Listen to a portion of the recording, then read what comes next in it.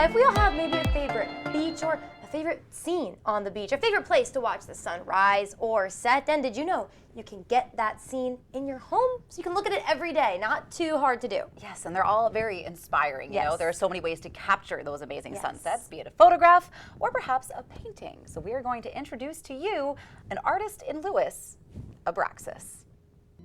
Right in downtown Lewes, you'll find an enchanting art gallery that houses beautiful landscapes in oils, graphite works, portraits, and more. The Coast Life crew had a chance to sit down with the artist behind those works at Abraxas Studio of Art. So I was born and raised here in Lewes, and after high school I went to Washington State and did a 6-week oil painting course.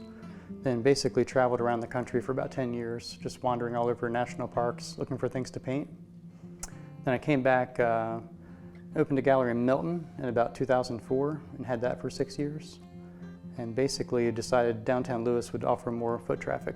Having grown up in the area surrounded by scenic wetlands, it's no surprise that Lewes native Abraxas Hudson loves depicting views that make people feel calmer. So what I really love to paint are scenes that are relaxing. I really figure that we need some calming beauty in the world. And my paintings quite often hang opposite of TV.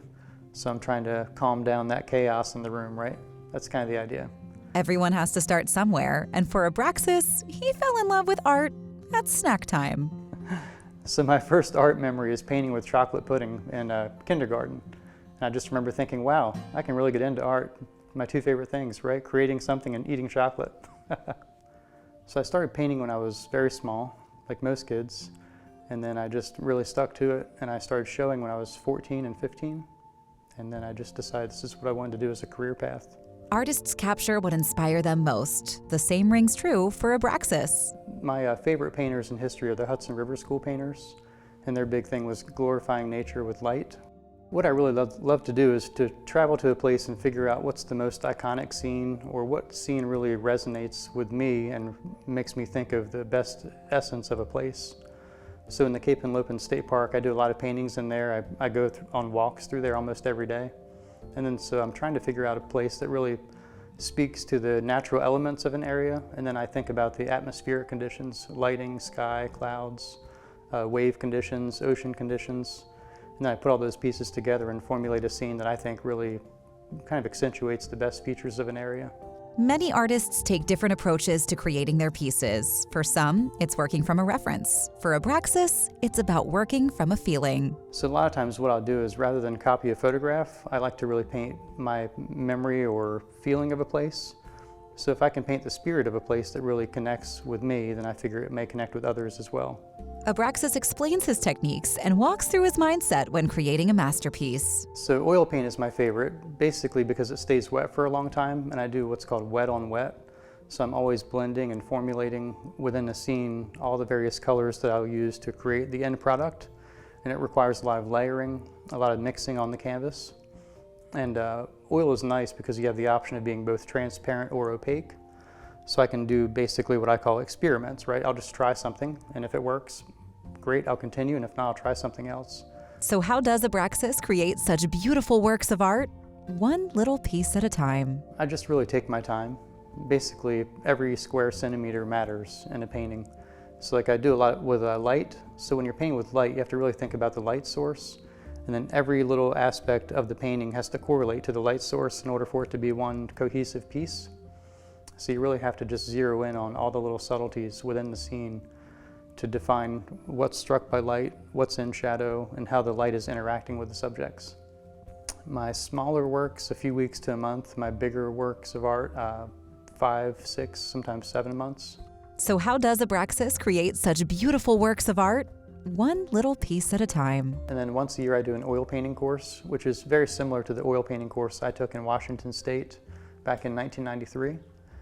The real foundation of art, I believe, as far as the visual arts go, is pencil.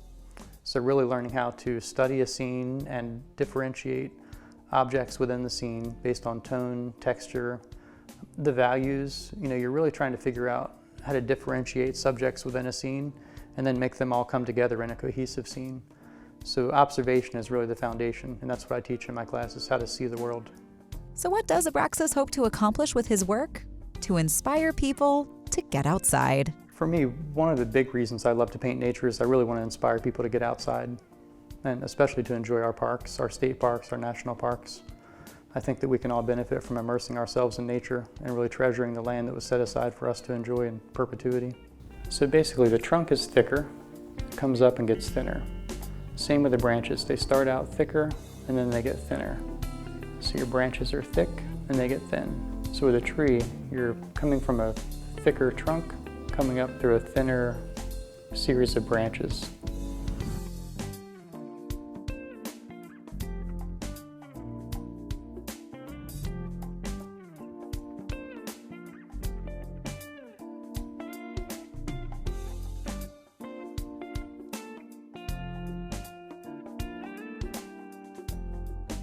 I love that he offers classes, especially to younger upcoming artists who are interested in pursuing that as a full-time career, because that's another hard one that's like, it's difficult to get your parents on board to support your career as an artist. Do you know from experience, Leah? My family used to tease me so bad because I wanted to be an animator once upon a time, and they were like, one of you didn't though. No, she really is a fantastic artist though.